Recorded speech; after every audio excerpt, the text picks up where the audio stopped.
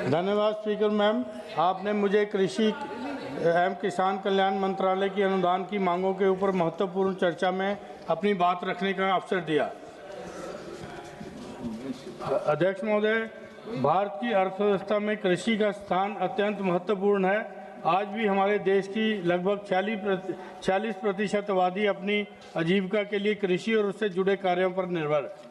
लेकिन दुख के साथ यह बात है कि देश का ग्रॉस वैल्यू एडेड में कृषि का योगदान सिर्फ 18% है।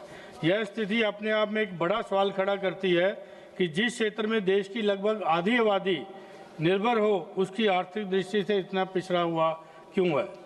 दूसरा मैडम, ये सरकार ने वर्ष 2026-27 के लिए 1,40,000 करोड़ का बजट का प्रावधान किया है। ये पिछले वर्ष 25-26 के से मात्र 4% आगे है।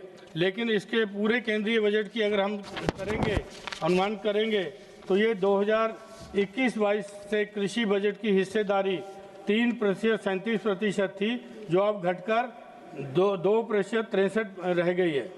मैं सरकार से पूछना चाहता हूँ, जिस क्षेत्र की आधी आबादी निर्भर है, उसकी हिस्सेदारी लगातार कम क्यों होती जा रही है। मैडम, आप लोगों ने कृषि बजट में लगभग 93% राशि कृषि और किसान कल्याण विभाग को दी है, लेकिन केवल 7% राशि कृषि अनुसंधान और शिक्षा के लिए रखी गई है। अगर अनुसंधान, तकनीक और नवाचार में निवेश कम होगा तो किसान कैसे अपनी आधुनिक खेती की तरफ जाएगा। और सबसे बड़ी बात, मैं प्रधानमंत्री किसान सम्मान निधि की बात करना चाहूँगा, क्योंकि किसान सम्मान निधि जो एनडीए गवर्नमेंट की फ्लैगशिप योजना है, इस योजना के तहत आपने 63,500 करोड़ का प्रावधान किया है और कुल बजट का 43% बनता है।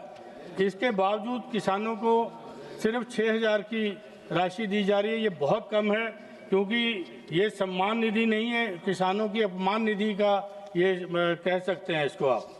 दूसरा, हमारे यहाँ पे जो किसान आत्महत्याएं कर रहे हैं कि किसान क्रेडिट कार्ड के तहत 22,600 करोड़ रुपए का प्रावधान किया गया है, जो देश में लगभग 52% कृषि परिवार कर्जदार हैं और इसमें 6% किसान औपचारिक संस्थानों के बजाय साहूकारों से कर्ज लेने को मजबूर हैं।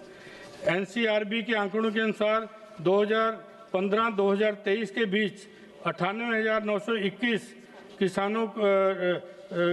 किसानों को कृषि श्रमिकों ने आत्महत्या की और 2023 में 10,786 किसानों ने आत्महत्या की। और सबसे बड़ी बात मैं ये कहना चाहता हूँ कि ये जो आपके यहाँ पे उत्पादक का है, आज भारत में धान की औसत उपज जो है 4,229 किलोग्राम प्रति हेक्टेयर है, जबकि चीन में यह उत्पादकता 7,076 किलोग्राम प्रतिशत है। तो मैडम, मतलब थोड़ा सा दे दीजिए, फर्स्ट टाइम का ही है, ठीक है। ऐसी गड़बड़ हो गया, ऊपर नीचे हो गया, ठीक है। जबकि मक्का की अगर उपज की बात करें तो लगभग 3,387 किलोग्राम प्रति हेक्टेयर है, जबकि अमेरिका में ये 10,880 का ये आंकड़ा बनता है। तो मैं आपसे ये करना चाहता हूँ कि जो प्रधानमंत्री जो फसल बीमा योजना है, इसके अंतर्गत सरकार ने फसल बीमा के लिए 12,200 करोड़ का रुपए दिए हैं, जबकि दूसरी तरफ 2025 में 17.6 मिलियन हेक्टेयर फसलें जलवायु आपदाओं से प्रभावित हुए हैं। इसके बावजूद पूरे देश में 2021 में और 2024-25 के लगभग 4,108 करोड़ के बीमा के दावे लंबित हैं।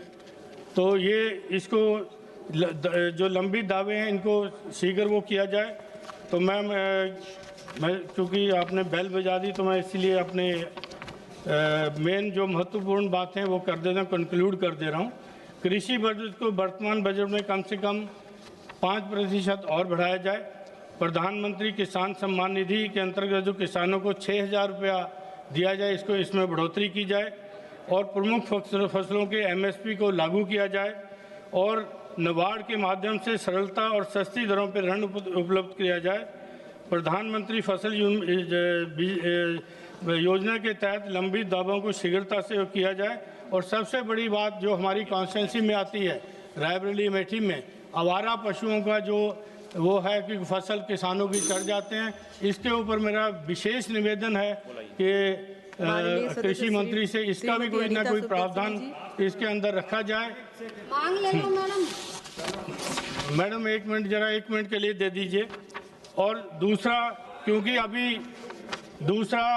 अभी जो मिडिल ईस्ट का युद्ध चल रहा है, तो आने वाले समय के अंदर एग्रीकल्चर के जो हमारी फर्टिलाइजर का जो किल्लत आ सकती है, तो उसको देखते हुए अभी कृषि मंत्री से मैं निवेदन